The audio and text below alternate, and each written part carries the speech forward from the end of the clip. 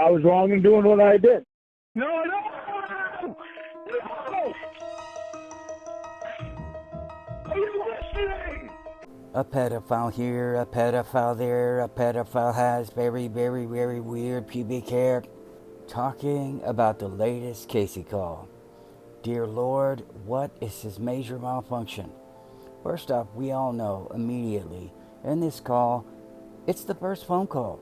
And he's already planning her coming out to live with him, telling her about all of the things she can do, about his dream house, about his trailer, as if he's sprucing it up just for her.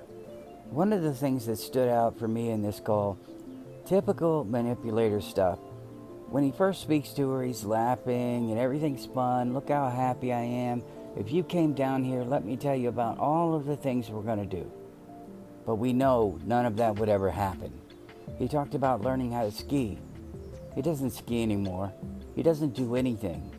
He works on his trailer, sits at home, naked in his bed, with that weird half-melted ice cream cone Yeti body, with that weird pubic hair, eating watermelon.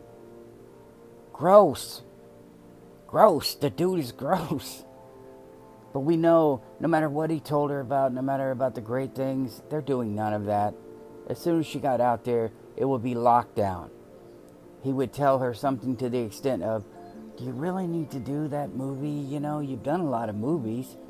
Your name's out there. You know, they'll come get you when they're ready for the big movies. You don't really need to go and do those. And before you know it, she'd be doing none of them unless he could be there to monitor it. It would be local corn bill commercials. Then it would be radio commercials so nobody else could see her. And then it would be nothing. She would be on lockdown. I told you about MMA and name dropping and the movies I've been around, name dropping, everybody name dropping. Hell, I even do it when I'm making videos. I mean, yes, I'm praising them. I say Hillborn and Casey and Cornville Three-Way and Wendy's boyfriend's husband and Callie Slimebucket and Evil Little McNutt. Just like that. See, that's different though. I'm praising them because I really do respect them and I get nothing out of it. Lauren, the manipulator, for some reason thinks, because we know that Lauren, all of his stories are about what someone else has done or is doing. He doesn't have any stories of his own. It's always about somebody else's house or somebody else's experience. He starts trying to entice her to come out to Maine because he knows a guy who supposedly knows Stephen King. Think about that. Look, I want you to give up your connections out there. You come on down to Maine, because I know a guy. We go up there. He knows that Stephen King. All I got to do is talk to him. And he'll go to Stephen King and say, hey, I got this pedophile who starred on To Catch a Predator. He says he has got this hot young actress.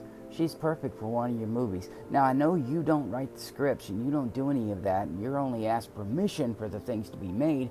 However, I'm going to come to you, the book writer, and tell you all about this actress. And because this drunken, unrepentant pedophile is talking to me, who I don't really want to talk to him, but I'm humoring him, you're going to get her the big role so she can give up everything out in California for this one in a billion chance that Lauren said he was willing to take just for her. When you're younger, maybe that would work. If she was desperate for a role, maybe that would work. If Lauren wasn't an unrepentant drunken pedophile and he really did star on like a reality show, maybe it would work. I've seen it work. I'm not going to mention any names, but when I was younger, two guys who were photographers legitimately, they would lie to girls and tell them they were big name photographers and they had all these connections. The girls would come over, they'd party, they'd take some pictures and, you know, whatever else. And I didn't say anything because I didn't know what to do at the time. I mean, do I go up to every girl and say, hey, these two guys, I mean, they're taking pictures, but I was younger and I was stupid. And those girls were desperate, but they were also getting drugs. I guess that's what it was. The point I'm making is, Casey is not young and desperate. So whatever Lauren was trying and promising, it wouldn't work, but that's all he's got. That was the only thing he could offer her. Hey, come out and live in my trailer. That's not going to work. But I know a guy who knows a guy that possibly knows a guy, and they're going to talk. A sane person would say, let me talk to him, I'll let you know what he says, and I'll get back to you. But Lauren, he wants her to move out there, so then he will talk to the guy. But only, it's like holding her hostage for this one random opportunity that doesn't really exist. Lauren on the phone, that was the first time I really heard him try this power play of I know some people in the business. Because the only people he ever talks about are Roy and Tony and his probation and parole, lifetime supervision, counselor. He doesn't try that with any of those people, with Winnie and everybody, because they don't need anything from it. He doesn't have anything to offer them except for, I believe in you and because I love you. What's he gonna say? I know Cupid personally. I'll talk to him, and maybe if you're good enough, if you come out here and live with me, he'll give you true love. I don't get angry when I listen to these Lauren calls. It does bother me though that he does the manipulation tactic of laughing, being positive, talking about his lifestyle as if he's active, not really revealing who he truly is. And that's Lauren. He loves the very beginning, we've talked about it. He loves the honeymoon phase. When he's talking to the first Casey, or the third Casey, or the second Casey, I think it was Debbie Casey. Let's say that. And they're talking and he's like, I love you. Just out of nowhere. Because he's so happy and he can't contain himself. He's manic. He doesn't have to think about his life. It's as if his life is getting a reboot. It's getting a refresh. Because in reality, if he thought about it, the only thing that changed is that he was talking to somebody on the phone. But for Lauren, this is a new beginning. This is going to fix everything. In the first part of the call, he pretty much told her about his day, and it took him about 10 seconds. And later on, after he's asked some questions of her, most of his questions later on about who she was with, how long she was texting, what she was texting. But if you noticed in the beginning, in these first calls, or the first calls, first and second half, he actually asked her some questions about herself. I don't think he's interested in her. I think he's gathering information. So all of these answers, he can use them later on. Whenever she tries to say anything, well, you told me, because you know if you tell him anything, it's going to come back and get you. Even if he doesn't use it to you directly, he's going to use it for somebody else. And I guarantee you in his head, he was thinking, see, because we were together before, and we're together now, so I know this is guaranteed. A lot of the comments were like, this guy is so delusional. He thinks that a woman would really want him. And I think he's hopeful that a woman would really want him. I don't think he truly believes it. That's why he needs that constant intermittent reinforcement. I say constant intermittent, Jesus, Sean. He needs that intermittent reinforcement. He's got to know that, okay, things are still going the way I want them to. Not, you still like me, but things are still going the way I want them to. So in the call, he's laughing. He's telling her about his day as if it's exciting.